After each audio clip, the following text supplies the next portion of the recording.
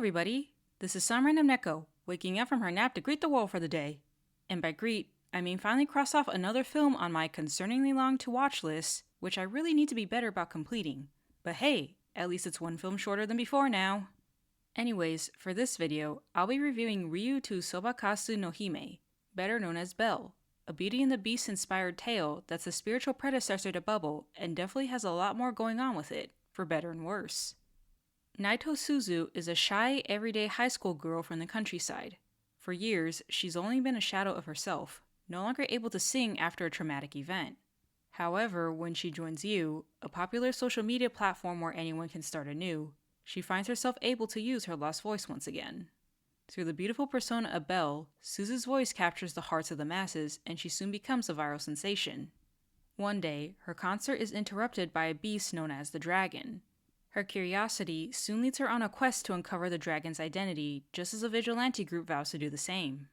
As the virtual hunt escalates, Suzu discovers the dragon is not as evil as everyone believes, and finds herself embarking on a journey where she faces the struggles of identity, grief, and opening one's heart in order to discover her true self. The story of Belle is a unique and charming one, with a cast of characters that are impressively realistic and very capable of inducing secondhand embarrassment because of that realism. Suzu is our heroine who takes social awkwardness to a level that would put the average introvert to shame. She's only able to find the courage to be more than her bumbling self through her online persona Belle, but it's also through Belle that she begins to change and regain her lost confidence. Next, we have Hiro-chan, Suzu's best friend whose callous words seem like insensitive prods at Suzu's insecurities, but in reality, she's just trying to be a good friend and boost Suzu's confidence the only way a social media savvy and obsessed teenager knows how. Then there are Suzu's classmates.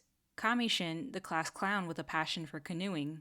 Ruka, the popular girl who has her own share of insecurities. And Shinobu, Suzu's childhood friend and crush whose unwavering presence is the much needed push for Suzu to take that final step on her journey. And finally we have the dragon, an intriguing character who, just like Disney's Beast, hides a strong yet wounded heart underneath his rough exterior. All of these characters help to convey part of the film's thematic message by being examples of how initial appearances never tell the full story. But the best way Belle conveys its themes is through its songs, that create powerful moments in Suzu's journey. For example, Lend Me Your Voice uses the dance sequence from Beauty and the Beast to show the connection being formed between Belle and the dragon, the moment when two broken people recognize each other as kindred spirits who just needed someone to reach a hand out and to have the courage to reach back. A Million Miles Away is the moment when Suzu reveals her true self for the world to see in order to help the dragon. It's also the moment when she finally understands why her mom made the choice she did all those years ago, allowing her to come to terms with her trauma and grief with the realization that she was making a similar choice as well. And despite the story being inspired by Beauty and the Beast, the film achieves the rare feat of not having a romance between Belle and the dragon, which I appreciate because platonic love is not shown nearly as much as it should be in media, and a platonic relationship between Belle and the dragon conveys the film's themes better than a romantic relationship ever could. Also, I appreciate how the film isn't afraid to get deep and show sensitive subject matter in order to add depth to its thematic message.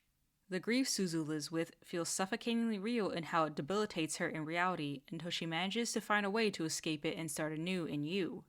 The dragon's suffering is an unfortunate reality for many, along with the loss of hope that comes from the talk of help without genuine follow-through, which adds to the tragedy of his character. The world of you showcases the internet as a place where you're able to freely express yourself however you want, but at the risk of being judged to the point of despair. And when you combine all these together, it makes the encounter between Belle and the dragon that much more meaningful, as they both help each other overcome their respective traumas and fears through the genuine connection they form. Which is why I really enjoyed the ending, because Suzu was able to gain the strength to overcome her grief by helping the dragon, and the dragon was able to open his heart and let someone in because Suzu helped him learn how to trust again and regain the hope he'd once lost. In regards to production, Belle has a recognizable art style as it was done by Studio Chizu, which was founded by the co-producer and director of The Girl Who Leapt Through Time, and has since produced Wolf Children, The Boy and the Beast, and Mirai. The animation is smooth and clean, with a blend of 2D animation for the real world and CGI for the virtual world of you. The CGI is also so well done that I actually forgot it was CGI quite a few times. The virtual space of you reminds me of Oz from Summer Wars, except you is much more expansive and detailed with its surroundings and set pieces. The avatars are also all uniquely designed, and I liked how they had elements that were relevant to the person behind the virtual mask, like Suzu's avatar having freckles, Hiro-chan's avatar being a literal chaos gremlin, Ruka's avatar having a saxophone, and so on. But the true highlight of production is the soundtrack, which is also a key part of the film's identity. Every song fit perfectly with the film's themes, and they all sounded amazing in both Japanese and English, with the Japanese version tugging more on your emotions, and the English version having a bit more power behind the voice. And interestingly enough, Belle is one of the rare few films that's fine to watch in either Japanese or English because there's only a slight difference between them. In fact, it's actually kind of impressive how the English VAs managed to sound as similar as possible to the Japanese VAs, though the voice direction seemed to be a little better in the English dub, as it had slightly more emoting going on from some of the characters who sounded kind of flat in the Japanese dub. Now, as much as I enjoyed Belle in both languages, the film has enough plot holes to bring up an absurd and inexcusable amount of questions. For example, how are users able to differentiate between reality and the digital world when they're logged into you while still awake, aware, and able to move around? Because it looks like they're able to see and interact with both at the same time, which how can they do that without giving themselves one hell of a headache? Also, where did the dragon's castle come from? How did the AIs come into existence?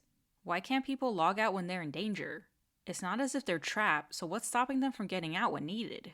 Why were all the adults, including Suzu's dad, just cool with her going off alone to confront a hostile and violent man? Why did the admins of You decide not to have any oversight or rules? I'm surprised the whole thing didn't collapse on the first day from all the anarchy having no rules would have caused.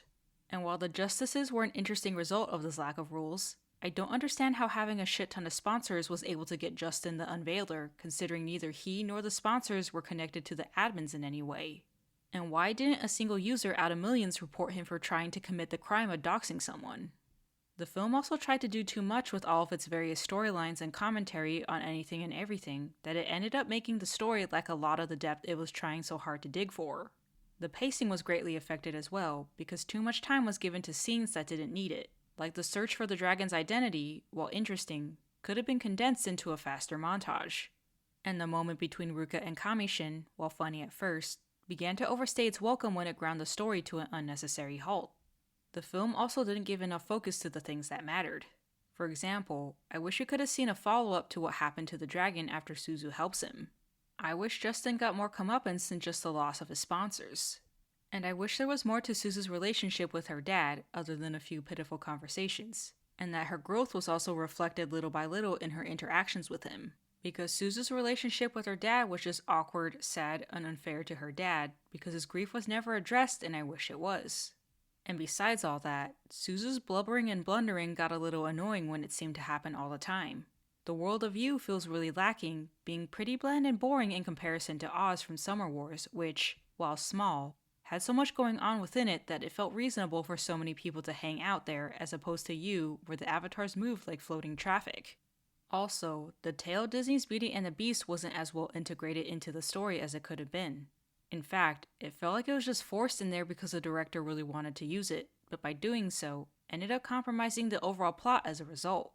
And while I did like the ending, there were quite a few loose ends that weren't addressed, which gave the film a sense of incompleteness that it can't shake off. Overall, Belle gets a B-. It's a beautifully animated film with a great blend of 2D and 3D animation, an amazing soundtrack that's the true star of the film, and a talented voice cast that allows you to enjoy the story in either Japanese or English with minimal differences between the two. The story is unique in that it takes inspiration from Disney's Beauty and the Beast with characters that feel true to life, especially if you are or were a teen living in the age of social media.